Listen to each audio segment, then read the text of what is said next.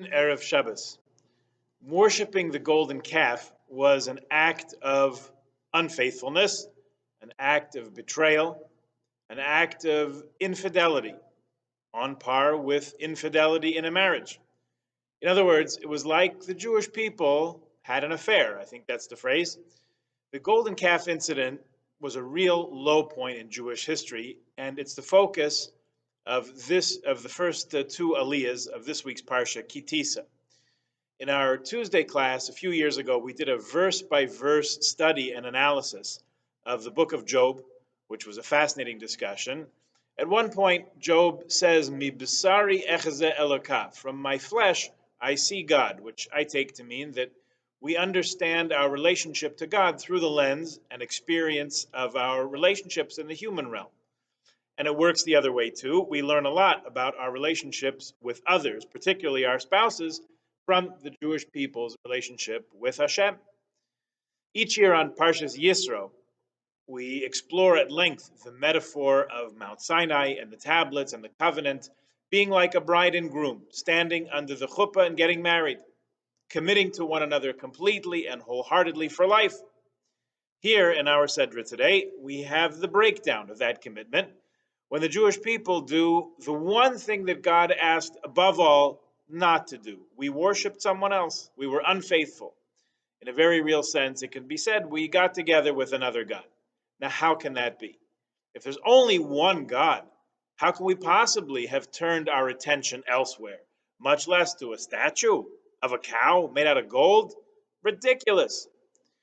So let's try to appreciate our relationship with HaKadosh Baruch Hu in the lens of a couple. What's the story of us, the origin of our relationship with God? Remember, we were slaves in Egypt, and God rescued us. Not only rescued us from that, we almost bought it at Yam Suf, at the Sea of Reeds. God stepped in there and saved our hides again. The Midrashim speak of this early stage in Bnei Yisrael's relationship with HaKadosh Baruch Hu as like the early stages of a marriage: courtship, rescuing, romantic, ideal, heroic. Each year, we're going to do it again in a few weeks, we sit down to the Seder table, we relive the Exodus from Egypt through eating bitter herbs and matzah, we tell the story, drink 4 cups of redemption. We also read Song of Songs. Some people read it after the second Seder. Some people read it on Shabbos Chol HaMoed. This year we don't have one of those. We'll read it on Shvi Shal Pesach.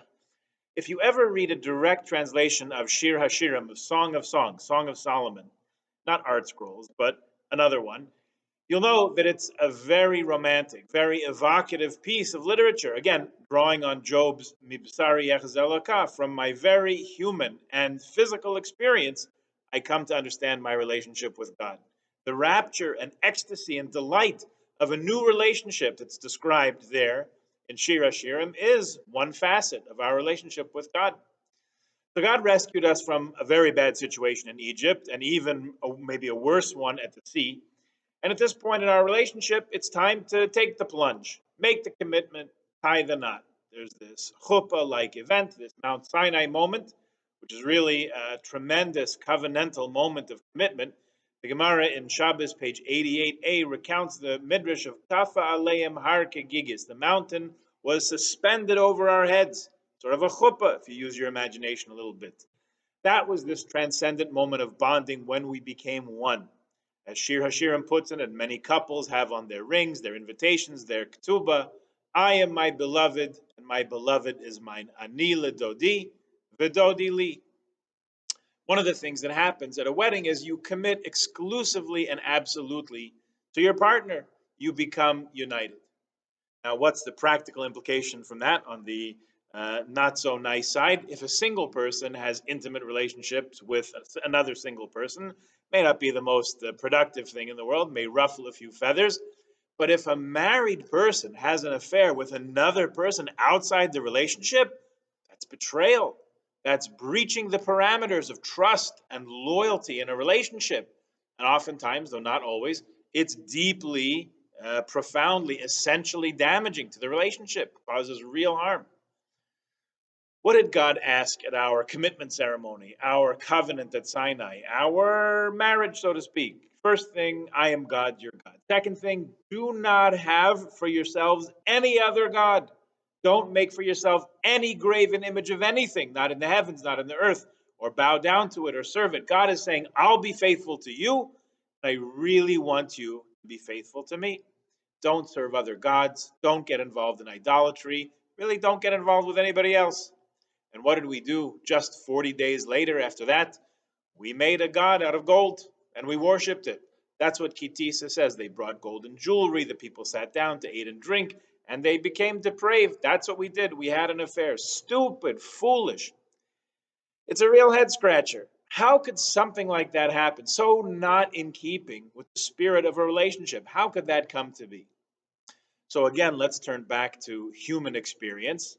There are any number of books, I don't know how many, if you can count them, books on relationships and marriages talking about what makes commitment strong and durable through good times and difficult times. What gives committed married couples the koyach to maintain and even strengthen and deepen their relationships over time. And there are many that explain betrayal, unfaithfulness, adultery. One of those authors is a renowned marriage therapist called Mira Kirschenbaum, who wrote a book whose title is When Good People Have Affairs Inside the Hearts and Minds of People in Two Relationships. This book lists no fewer than 17 different reasons why people in marriages are unfaithful. Here's 5 of them and how they might help us make sense of the Jewish people's unfaithfulness. One model, one paradigm, is what she calls the see if affair. This is research. It's a laboratory experiment in its purest, simplest form. A person has a problem in a relationship, so they do a little scientific study, change one variable, their partner, and see if that solves the problem.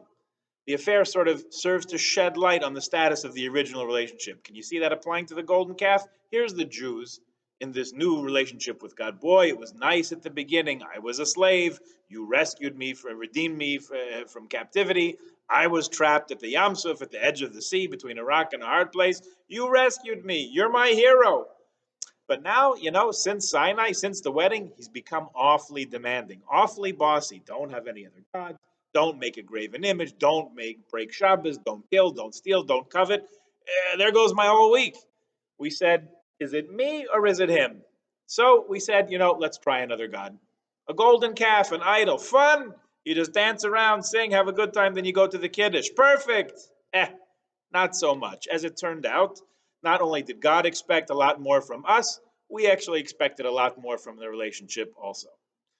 Another reason people have affairs, in Kirschenbaum's explanation, is distraction.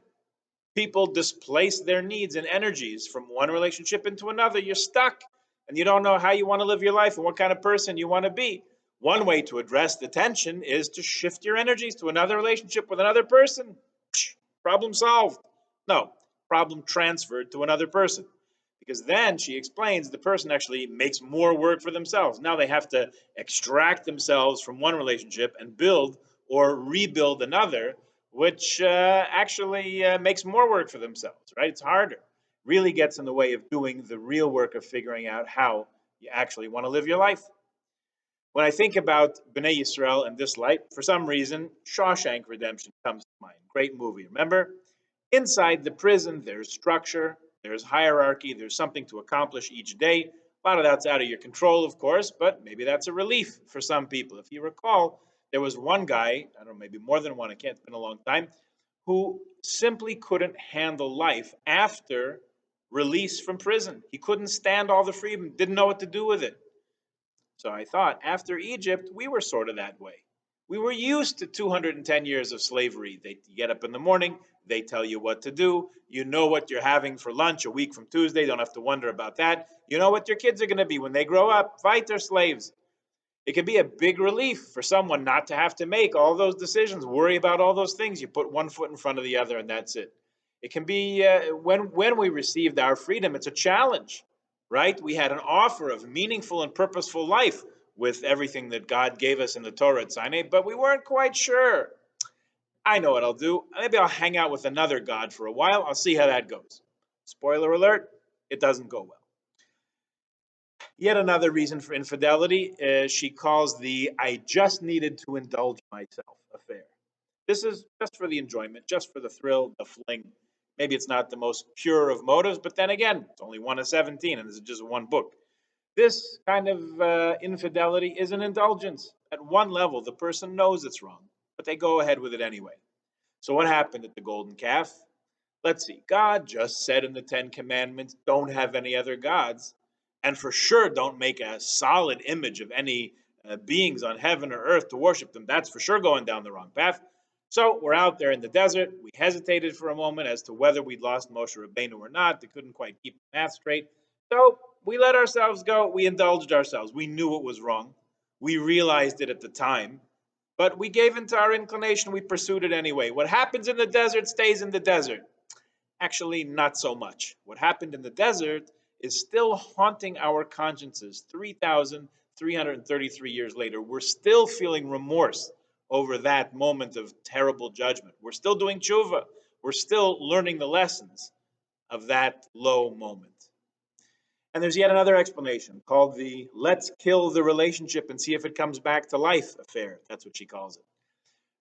In Kirschenbaum's telling, this is where a person has a very mixed experience in their relationship, and they're not sure if they want to go on. So they do something very dangerous, very risky. They have an affair. That could be poison to a marriage. But then again, it can result in a stronger and more committed bond. So maybe we acted out. We did just what we were not supposed to do. We served a false God, and we tried to kill off our relationship with God. God forbid. What we really didn't realize at the time, and this was in fact the incident that expressed it, is that our bond with God, our covenant, our essential relationship was of such a character, such a nature that no sin, no transgression, no infraction, no violation could destroy it. It could harm it. It could cause damage and the need for repair and restoration, but never could anything cause true separation, much less divorce, God forbid, between us and Hashem. We were connected to God in such a profound, such an essential and real way, even idolatry could not destroy that relationship. The last one we'll mention, even though the other ones merit conversation and investigation also, she calls it the accidental affair. Whoops, a mistake, asleep at the wheel, my bad. In it before I could recognize it. All along, I myself was wondering why it happened. I really have no idea why I'm doing this.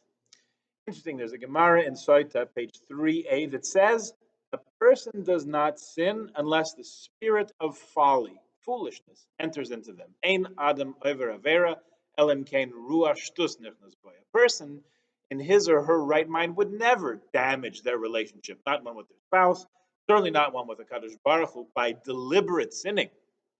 In this view, every sin can be expunged from the record just using the insanity defense. A person would have to be nuts to worship idols, to murder, commit any of those other transgressions. We weren't in our right minds. Maybe true, not much of a defense, but it might help us understand the situation a little bit better. So, how do we get to repair, to restoration?